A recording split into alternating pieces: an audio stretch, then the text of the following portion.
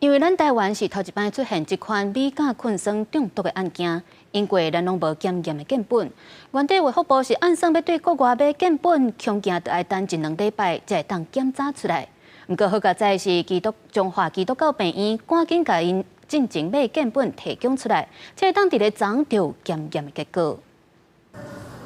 中华基督教病院实验室内面工作人员是无用试剂，为了要厘清保龄地色的中毒原因，将其第一时间提供予卫福部标准品，这当予检验速度变紧，伫咧2倍就当确认，这就是米加困酸所引起的中毒事件。标准品就是说，它是一个没有掺杂其他元素的，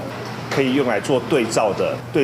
的一个东西。 中基表示，中基是中部地区唯一伫咧台中市以外医学中心，因此实验室内面有买真侪项毒素检验的标准品，其中米甲困酸要买一罐0.5毫克的价销就要3万8。本地卫福部是对外国订需要1-2礼拜时间，不过这届经过调阅进口记录，确认中基有标准品，而且中基也是免费提供出来，才让这件正罕见的中毒案件厘清真相。一些山区啊和乡下，有时候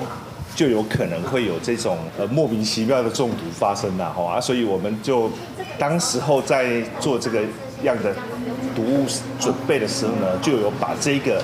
很重要的因素呢也考虑进去。中基表示，迄当初为着要应付无同款的毒发状况，才会买真侪无同款的检验标准品。医生也提醒讲，米甲困酸的产生决定在咧支持成长的环境条件，特别是发酵类的食品保存了无好势就会，提醒民众物件也是爱趁钱紧食咧。记者综合报道。